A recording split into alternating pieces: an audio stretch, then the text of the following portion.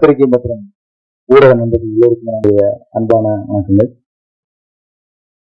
Agathiya Wales film international லிமிடெனுடைய மதிப்பின் மிகுந்த தயாரிப்பாளர், எங்களுடைய அன்பு சகோதரரான டாக்டர் ஐஸ்வரி கணேஷ் அவர்களுடைய பெருமை மிகுந்த தயாரிப்பாகவும், வேடாங்கில் media, Jam India, Aneesh Arjun Dev அவருடைய இணை தயாரிப்பிலையும் ஒரு முழு திரைப்படமாக உருவாகி இன்னைக்கு அதனுடைய பத்திரிகையாளர் சந்திப்புல எல்லாரையும் சந்திக்கிறதுல ரொம்ப ரொம்ப மகிழ்ச்சி. இது ரொம்ப ஒரு மகிழ்ச்சியான, அதே சமயத்துல ஒரு ஒரு நிகழ்ச்சியான நேரம் கூட என்னை பொறுத்த வரைக்கும்.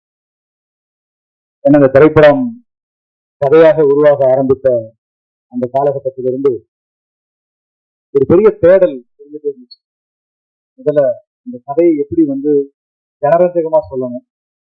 அப்படி ஜனரஞ்சகமா சொல்லணும்னா இதுக்கு ஒரு பெரிய டெக்னிக்கலான, ஒரு தொழில்நுட்ப ரீதியான ஒரு பெரிய சப்போர்ட், ஒரு ஆதரவு தேவைப்பட்டுச்சு.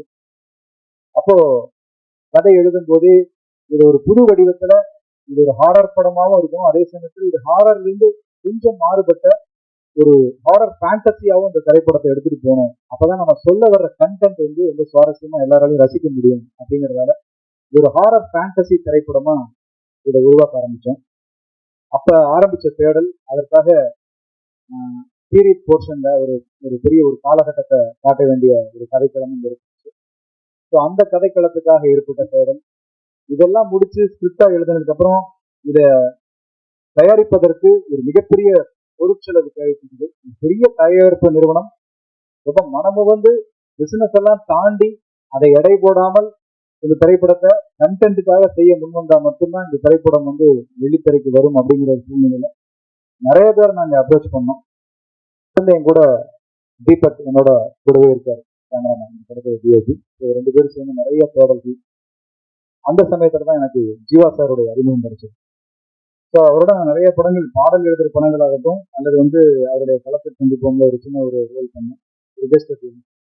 அப்படி ஆரம்பிச்ச ஒரு நட்பு பயணத்துல ஒரு நாள் நான் நாட் சொன்னேன், இது மாதிரி ஒரு கதை இருக்கு சார் அப்படின்னு சொல்லி. அவர் சொன்னார், சார் ஹாரர் நான் பண்ணிட்டேங்க சார் அப்படின்னு. இல்லை சார், இது ஹாரர் படம் கிடையாது, ஹாரர்ங்கிறது நம்ம ஒரு லேபிளா வச்சிருக்கோம், இதை தாண்டி இதுக்குள்ள ஒரு கண்டென்ட் இருக்கு சார், இந்த கண்டென்ட்டை நம்ம மக்கள்கிட்ட சேர்க்கணும், இதுக்கு நம்ம ஃபேண்டசி ஹாரரா இதை ட்ரீட் பண்ணணும், ஒரு அட்வென்ச்சர் ஹாரரா வேணா இதை நம்ம எடுத்துட்டு போகலாம் அப்படிங்கிற அந்த அட்வென்ச்சர் ஹாரர் அப்படிங்கிற விஷயம் ஜீவா சாருக்கு ரொம்ப பிடிச்சிருக்கு.